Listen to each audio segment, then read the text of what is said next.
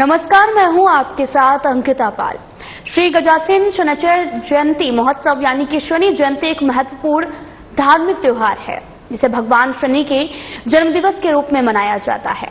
आज कथा का 6वां दिन है और इस दिन शनिदेव की पूजा करने से जीवन में आने वाली समस्याओं से छुटकारा मिलता है और शनिदेव की कृपा भी हमेशा बनी रहती है। इसलिए शनि जयंती के अवसर पर श्री गजासेन सार्वजनिक शनि मंदिर तिवारी परिसर गांव भमोरी बागली जिला देवास में श्रीमद् भागवत ज्ञान गंगा यज्ञ और साथ ही शनिदेव स्तुति पाठ का भव्य आयोजन किया गया है। तो सीधा आपको लिए चलते हैं बागली, जहां पर श्री गजासेन शनैचर जयंती महोत्सव यानी कि शनि जयंती की धूम है और इस दौरान धार्मिक त्योहार भी जो है वो मनाया जा रहा है, जिसे लेकर भगवान शनि के जन्मदिवस के रूप में इसे मनाया जाता है। और वहीं कथा का भी आयोजन किया गया है जो कि आज 6वां दिन है और यहां पर बड़ी संख्या में लोग भी पहुंचे हैं। इस दिन शनिदेव की पूजा करने से जीवन में आने वाली समस्याओं से भी छुटकारा मिलता है, शनिदेव की कृपा भी बनी रहती है। इसलिए शनि जयंती के अवसर पर गजासेन सार्वजनिक शनि मंदिर तिवारी परिसर एवं भमोरी बागली जिला देवास में श्रीमद् भगवत ज्ञान गंगा यज्ञ और साथ ही शनिदेव की स्तुति का पाठ भी किया जा रहा है और यहाँ पर भव्य आयोजन भी इसका किया गया है। बड़ा सा पंडाल लगाया गया है और इस दौरान बड़ी संख्या में भक्तों की भीड़ भी यहाँ पर पहुंची है। तो सीधा आपको लिए चलते हैं बागली।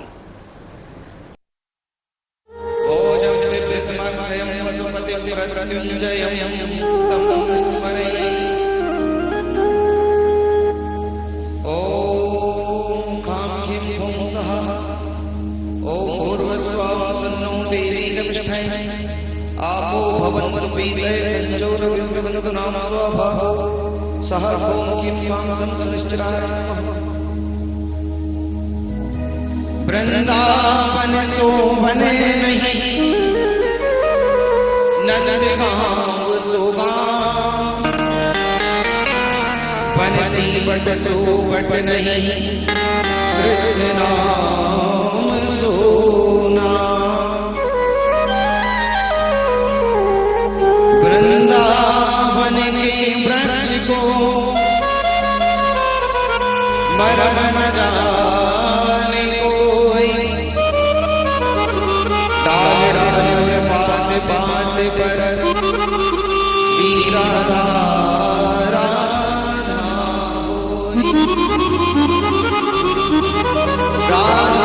मेरी स्वामिनी मेरा जनक जनक मोहि दीजियो श्री वृंदावन को जिनके सुंदर नाम से पूर्ण हो सब काम, ऐसे दीन दयाल को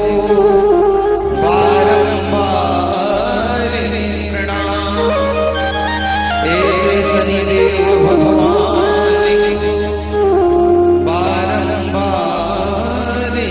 प्रणाम। अनंत कोटि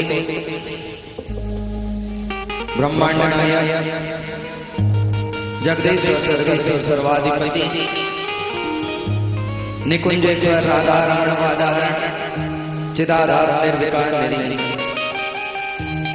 अकारण करुण वरुण वरुणालि भक्तवांछे जिस दिव्य वाङ्मय मूर्ति श्रीमद् भागवत महापुराण दूर दूर से पधारे हुए संत जन भक्तजन विप्रजन श्रद्धजन अथवा आनंद स्वरूपा माता बहने जिनके हृदय में विराजमान मेरे ठाकुर जी के चरणों में सादर प्रणाम। आइए षष्ठम दिवस की श्रीमद् भागवत महापुराण की कथा को श्रवण करने के लिए हम सब एकत्रित हुए हैं, तो क्यों ना अपना मन और वाणी को पवित्र करने के लिए कुछ क्षण नाम भगवान का संकीर्तन हो जाए, फिर उसके बाद हम कथा में प्रवेश करें। सभी गुनगुनाएंगे मेरे साथ।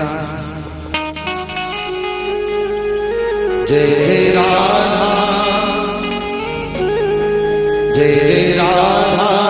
हरि बोल। प्यारो राधा रमण हरि बोल।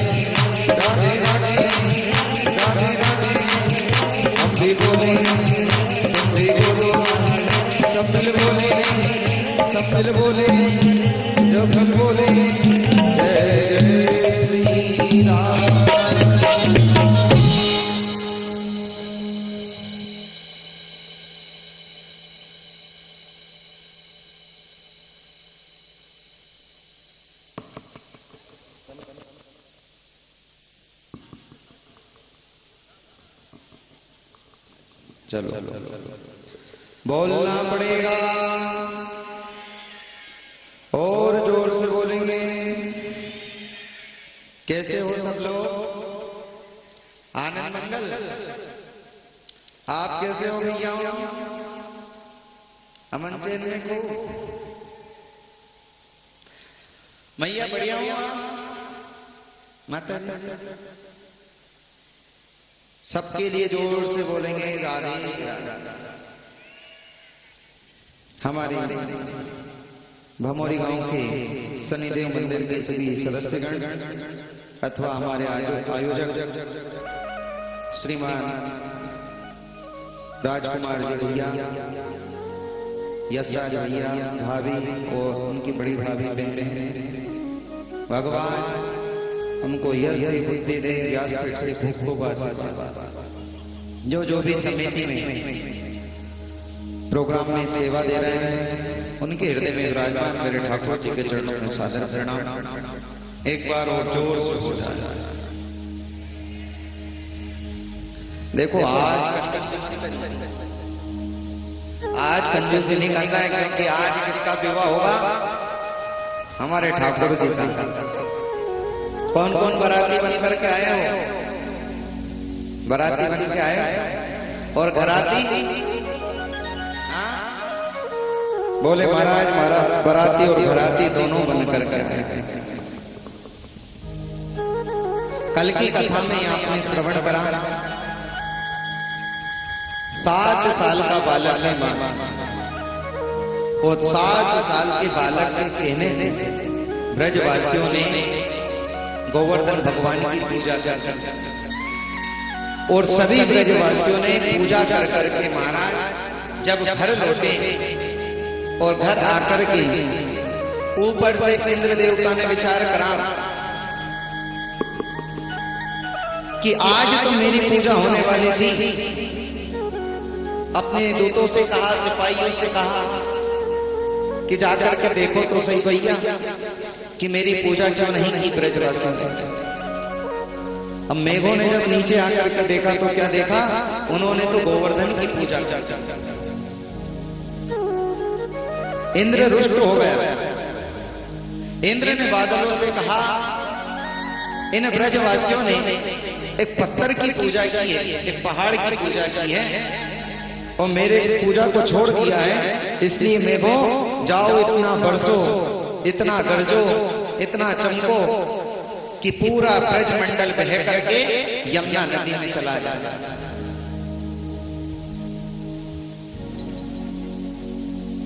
मेघों ने बरसना चालू करा, बिजलियां चमक रही हैं, बादल गरज रहे हैं महाराज। अब ब्रजवासी घबराए। ब्रजवासियों ने कहा देखो भैया, एक छोटे से बालक के कहने से हमने गोवर्धन की पूजा कर दी, अब इंद्र कुपित हो गया, इंद्र नाराज हो गया। ब्रजवासियों ने जाकर के कन्हैया से कहा और कन्हैया ने कहा भैया हमने जिसकी पूजन की है अब उसी की शरण में चलो। और सभी ब्रजवासी मिलकर के महाराज आज वापस गोवर्धन कर गए। और गोवर्धन आए तो कन्हैया ने गोवर्धन से कान अड़ाने और कन्हैया ने सब ब्रजवासी से कहा अरे भैया मुंह से गोवर्धन ने एक बात कही है। बोले क्या कही है? बोले ये बारिश से अगर बचना है तुम्हें तो सब मिलकर के मोए उठा ले। क्या कहा? सब मिलकर के मोए उठा लो। तो ब्रजवासियों ने कहा लाला क्या तेरी बुद्धि चली गई है? 7 कोस का गोवर्धन यानी 21 किलोमीटर में फैला हुआ गोवर्धन हम कैसे उठा पाएंगे? तो कन्हैया ने कहा भैया उठाओ तो सही, उठा करके तो देखो। और जैसे ही आस पास से गोवर्धन को सब मिलकर के उठाने लगे महाराज, तो गोवर्धन भगवान ऐसे उड़ गए जैसे कोई फूल की माला उठाई। और जैसे ही गोवर्धन उठा तो ब्रजवासियों ने मोटी मोटी लकड़ियां लगा ली महाराज। और कन्हैया बीच में जाकर के खड़े हो गए और अपनी एक उंगली के ऊपर गोवर्धन भगवान को धारण करके रखा।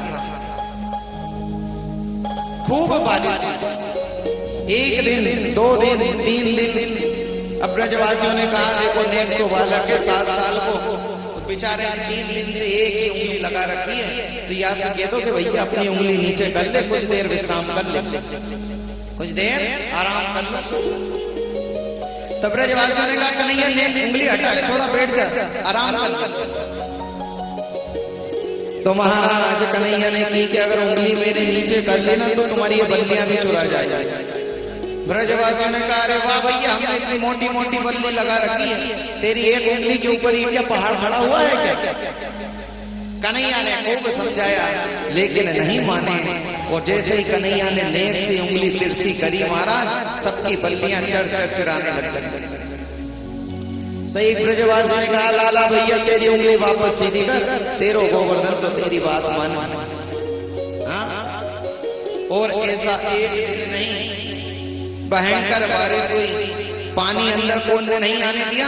बलराम जी आज शेष अवतार में आ गए, अपने शेष अवतार में आकर के आसपास तट बन करके बैठ गए महाराज। और 7 दिन तक बहुत बारिश हुई। 7 दिन के बाद जब बारिश हो गई तो इंद्र ने नीचे झांक करके देखा कि शायद ब्रजमंडल बह करके चला गया होगा। देखा तो सब ब्रजवासी तो वैसे के वैसे खड़े, उनके मकान भी खड़े हुए। इंद्र को समझ में आ गया कि कृष्णाय वासुदेवाय हरे परमात्मने प्रणतः क्लेशनाशाय गोविंदाय नमो नमः। और इंद्र भगवान कृष्ण की शरण में आ गया, प्रभु मुझे क्षमा करना, मैंने बहुत बड़ा अपराध किया।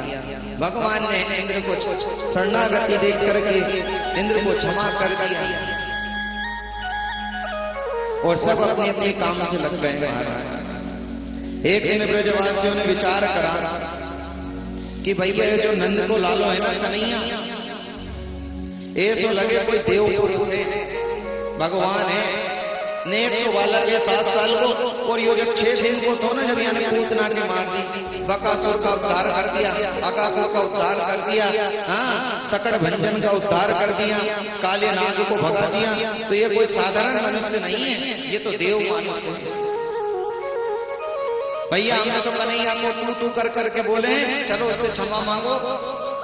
तो सब मिलकर के कन्हैया के पास आए और ब्रजवासी कहने लगे अरे भैया कन्हैया तू तो भगवान है, क्या है तूने 7 दिन तक पर्वत को अपनी उंगली के ऊपर उठा करके रखा, हमें माफ करना भैया। अब भगवान ने मन में विचार कर, अगर इन लोगों ने मुझे भगवान अगर स्वीकार कर लिया तो एक मंदिर में ले जाकर के बिठा देंगे। कहाँ बिठा देंगे? मंदिर में। और फिर क्या करेंगे? बोले सुबह उठेंगे, स्नान करेंगे और मुझे भी स्नान कराएंगे, तुलसी का पत्र फूल चढ़ा देंगे, मिश्री रख देंगे थोड़ा बहुत, फिर गेट लगा देंगे जिसका शाम को 4 बजे खोलेंगे। तो मैं तो यहाँ पर माखन मिश्री खाने के लिए आया हूँ, लीला करने के लिए आया हूँ।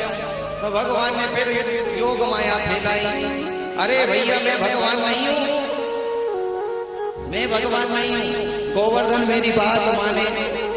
तो गोवर्धन ने मुंह से कह रही थी कि तू भैया अपनी उंगली सीधी कर ले, इन सब की ताकत तेरे अंदर आ जाएगी।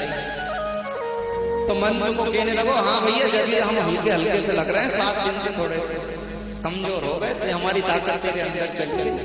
हाँ ऐसी भगवान की लीला है। सब ब्रजवासियों ने कहा गोकुल को छोड़ दो, वो वृंदावन चल। वृंदावन जब जाने लगे तो कन्हैया अनेक प्रकार की लीला करते थे। कन्हैया ने कहा भैया भैया एक बात बता, मैं तेरो कौन हूं? बोले भैया तू मेरा पुत्र है।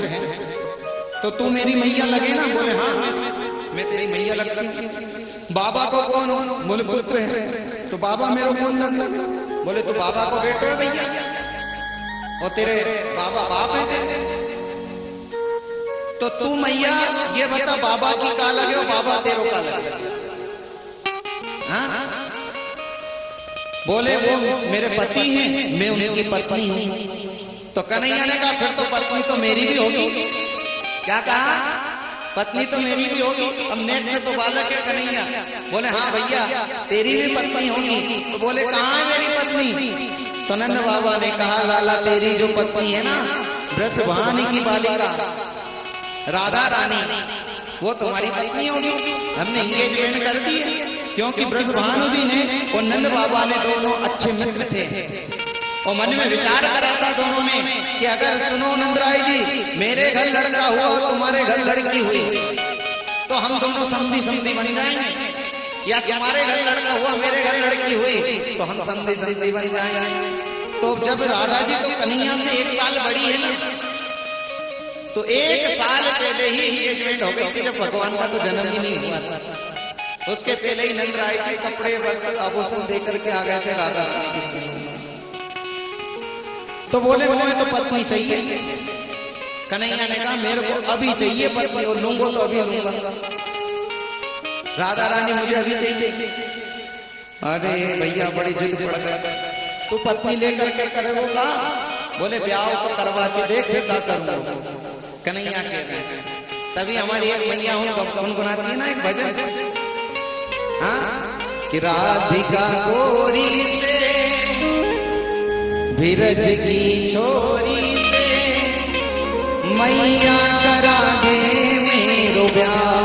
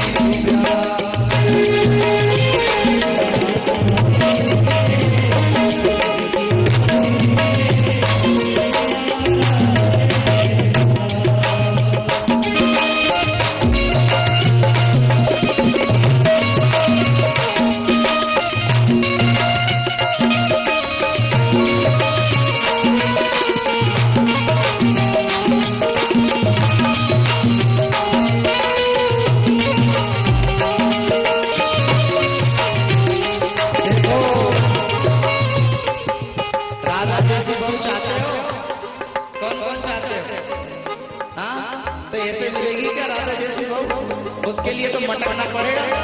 ठाकुर जी के सामने खड़े होकर के झूमते हुए श्री राधे